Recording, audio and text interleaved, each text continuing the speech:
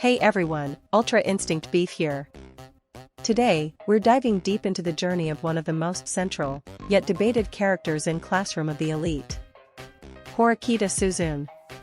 Her high school life began in chaos. From day one, her class was plunged into conflict and dysfunction. She was once isolated, targeted even by her own classmates. Back then, she was just a girl chasing after the shadow of her older brother. But then, alongside Ayana Koji, step by step, she began to change. She overcame one brutal special exam after another. Her class, which started at rock bottom, has now risen to Class A by year 3. Horikita isn't just her brother's little sister anymore, she's carved her own path, becoming a leader that other classes can no longer ignore. She's now the student council president, upholding the school's traditions in the wake of Nagumo's radical reforms and the introduction of OAA. So, how will Horikita shine in year 3? Let's rewind and take a look at everything that led her here. Let's return to the beginning, the early volumes, the Hirata era. In the first 5 volumes, Horikita was the embodiment of pride. She looked down on her classmates, who couldn't even hit the academic baseline. And unfortunately for her, Class D had plenty of those students. Ayana Koji pointed this out directly. Her arrogance, despite her talent, was exactly why she ended up in Class D. Add her obsessive pursuit of her brother's approval, plus Kushida's scheming, and it's easy to see, without Ayana Koji backing her from the shadows, her class would have fallen apart long ago. Still, failure is the mother of growth.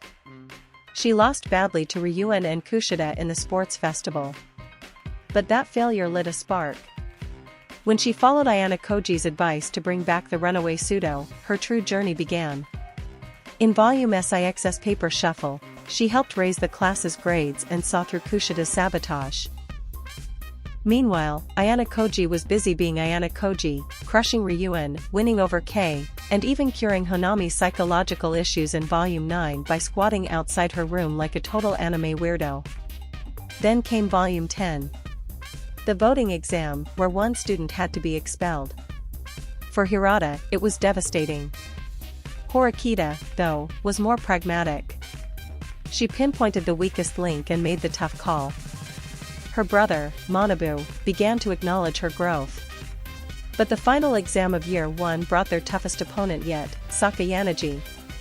With Hirata out and the odds stacked against them, Horikita stepped up to lead. Despite losing, she showed incredible growth, even defeating Hashimoto at chess after just 1 week of learning. Impressive. Still, her unresolved feelings toward her brother lingered. Who was she without him? What did she want? It wasn't until Manabu's graduation that she made her decision. She cut her long black hair, went to see him, and the siblings finally reconciled. They promised to meet again, not as mentor and mentee, but as equals. And so, year 1 ends. Now in year 2, new threats emerge, including the new year 1 students aiming to expel Ayana Koji. Horikita, like others, is somewhat sidelined early on due to these new players. She then lost to Ayana Koji in a mathematics exam and witnessed him effortlessly handle the violent Hosen, realizing just how out of her league he was. As part of their deal, she joined the student council, unknowingly taking her first step toward the presidency. Then came the uninhabited island exam, a massive test of survival, strategy, and independence. It's where Koenji struck a deal with her: leave him alone if he gets first place. She agreed, half doubting him, but he actually did it. During the exam, Horikita herself was lured into a trap by Yagami and got violently attacked by Ichika, a White Room student, forcing her to team up with her rival, Ibuki. The mastermind? Takuya Yagami, another White Room agent who saw Ayana Koji as a threat. Then came the infamous class poll exam in year 2 volume 5. Instigated by Yagami, Kushida made her move to expel Horikita. But you can't beat a god. Ayana Koji intervened, exposing Kushida's past and leaving her fate hanging. At the last second, Horikita made her most defining choice: she refused to expel Kushida. She vowed to protect her, believing she was crucial to the class's strength. She knew this gamble required 3 near impossible things. 1. Convince the entire class to vote for someone else. 2. Get Kushida to actually cooperate and contribute. 3. Heal the class's deep wounds and make them accept Kushida again. The first task was so monumental it forced Ayano Koji to act. The result? The expulsion of Sakura Eri, who ranked last in OAA. Horikita felt guilty about expelling one of Ayano Koji's friends, still unaware that to Ayano Koji, this was all just an experiment in her growth. Later, with help from her unlikely ally Ibuki, Horikita succeeded in reintegrating Kushida. As a leader, she also secured a cooperative alliance with Ryuan. In the following sports and cultural festivals, they worked together, closing the gap on Sakayanagi's Class A. During the cultural festival, she watched Yagami's orchestrated downfall up close in the student council room and began to suspect the unseen puppeteer behind it all.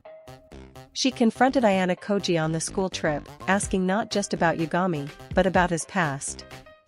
Though he didn't answer, she was inching closer to the truth. It was also here she received a confession from Sudo, who had grown tremendously under her tutelage. She kindly rejected him, stating she had no romantic feelings but valued his courage and kindness. Returning to school, with Ichino's withdrawal from the student council, Nagumo nominated Horikita as the next president. After recruiting Kushida and Tsubasa, the new Horikita Student Council was born. They were immediately tested with a case to frame Kiryuin, orchestrated by the former vice president, Kiriyama. Horikita saw through it and cracked the case with precision.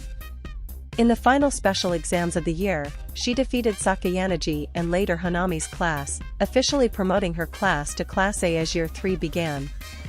Now, let's talk about my personal thoughts on Horikita. To me, Horikita is a character who stumbles, falls, and always gets back up. Some say she's strong enough to lead the class. Others say she's not as capable as other leaders. But one thing is certain, her journey is never smooth sailing. That's because, in the story's structure, Horikita represents struggle. She started in the lowest class, surrounded by classmates with unrealized potential. Well, the perfect setup for a shounen underdog story. But Classroom of the Elite isn't a shounen manga. It's a story with a fixed center, an unshakable core, Ayano Koji. He was by Horikita's side early on, and in universe, that's lucky. But from a storytelling perspective, it's also a curse. Characters like Horikita often exist to highlight the brilliance of the protagonist. When things fall apart, it's Ayano Koji who saves the day. Horikita, like most female characters in this series, is written to make Ayano Koji shine. She stands in the light, the visible leader. But Horikita's immense efforts, the tutoring, the planning, the coordination, are often overlooked. Because to readers, Ayano Koji is the true light. And that often makes Horikita's efforts feel forgotten. Horikita fans feel it, they see her do the hard work, only for Ayano Koji to swoop in at key moments. Even those who dislike her agree that, with Ayano Koji gone, she can finally stand on her own, or prove that she can't. So, that's it for today's breakdown of Horikita Suzune's journey through Year 1 and Year 2. If you want to know what happens in Year 3 after Ayano Koji's departure, check out my other videos. Thanks for watching. Don't forget to like, comment, and subscribe if you enjoyed the content. This is Ultra Instinct Beef. See you next time. Peace.